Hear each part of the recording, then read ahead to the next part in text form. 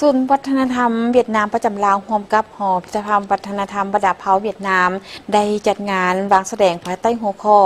การปฏิบัติความเชื่อแทนของกลุ่มภาษาไทยซึ่งได้จัดขึ้นวันที่ 17 สิงหาคมอยู่นครหลวงเวียงจันทน์ถือเป็นหนึ่งในบรรดากิจกรรมฉลองการปฏิบัติเดือนสิงหาคมปี 1945 และวันสถาปนาสาธารณรัฐสังคมนิยมเวียดนามครบรอบ 81 ปี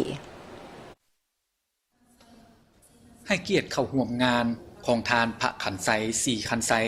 หองรัฐมนตรีกระทรวงวัฒนธรรมและการท่องเที่ยวท่านเหม็นมิงเติมเอกอัครราชทูตผู้มีอำนาจเต็มแห่งสาธารณรัฐสังคมนิยมเวียดนามประจำลาวพร้อมด้วยภรรยา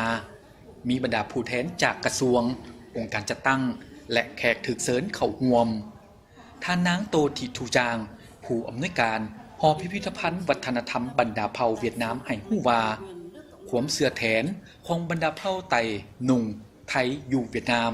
แม่นรูปแบบศิลปะพื้นเมืองที่มีเอกลักษณ์ผสมผสานอย่างกลมเกลียวระหว่างดนตรีคำฮ้องการฟ้อนและหัตถกรรมพื้นเมืองการแสดงดีดพินติงผสมผสานกับคำฮ้องแทนบ่เพียงแต่เป็นคำอธิษฐานขอให้ฟ้าฝนตกถูกต้องตามฤดูกาลเขาให้ไปนามีความอุดมสมบูรณ์และการดำเนินชีวิตมีความผาสุกเท่านั้นแต่ยังเปรียบเสมือนสายใยเสื่อมต่อระหว่างมนุษย์กับธรรมชาติก็คืออดีตและปัจจุบันพิเศษวัฒนธรรมของกลุ่มภาษาไทยยังมีความคล้ายคือกับวิถีชีวิตของบรรดาเผ่าอ้ายน้องอยู่ลาวซึ่งเป็นขัวต่อ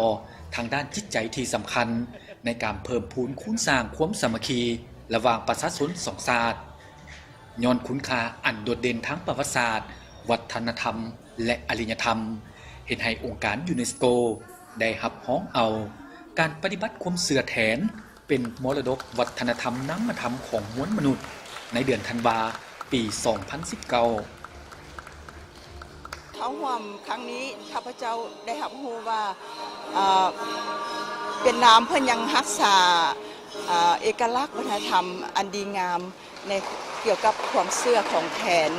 ซึ่งเป็นมรดกที่ได้รับรองเป็นมรดกโลกเกี่ยวกับมรดกเกี่ยวกับวัฒนธรรมที่เป็นนามธรรม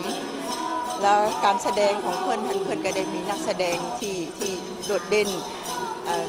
อนุรักษ์เกี่ยวกับวัฒนธรรมอันดีงามดังกล่าวเพื่อแสดงได้เห็นว่าความเชื่อของประชาชนลาวเฮาก็คือประชาชนเวียดนามแม่นพวกเฮาเชื่อผีแทนเพื่อเฮาขอฮ้องให้ฝนตกตามฤดูกาลเนาะก็คือบ้านเฮาก็มีความเชื่อคืนนั้นแล้วสำหรับเพิ่นก็ยังได้อนุรักษ์เกี่ยวกับวัฒนธรรมอันนี้วัฒนธรรมนี้มันได้ติดพันกับชีวิตตัวจริงของประชาชนชาวเวียดนามที่เพิ่นได้ฮ้องให้ติดพันกับธรรมชาติว่าซั่นซะชีวิตประจำวันของเขาเจ้าแล้วก็ติดพันกับการเฮ็ดกสิกรรมเพื่อเฮ็ดให้ฝนนี้ตกถูกต้องตามฤดูกาล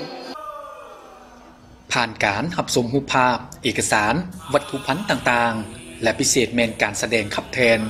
จากบรรดานักศิลปินที่เดินทางมาจากเวียดนามได้เฮ็ดให้ผู้เข้าชมได้สัมผัสกับคุณค่ามรดกวัฒนธรรมที่เป็นเอกลักษณ์อันโดดเด่นของกลุ่มภาษาไทยอยู่เวียดนามงานวางแสดงครั้งนี้บ่เพียงแต่เป็นการเผยแพร่คุณค่าทางวัฒนธรรมเท่านั้นแต่ยังเป็นกิจกรรมหนึ่งที่มีความหมายเพื่อประกอบส่วนเข้าในการเพิ่มพูนคูณสร้างสายพวกพันมิตรภาพอันยิ่งใหญ่ความสามัคคีแบบพิเศษ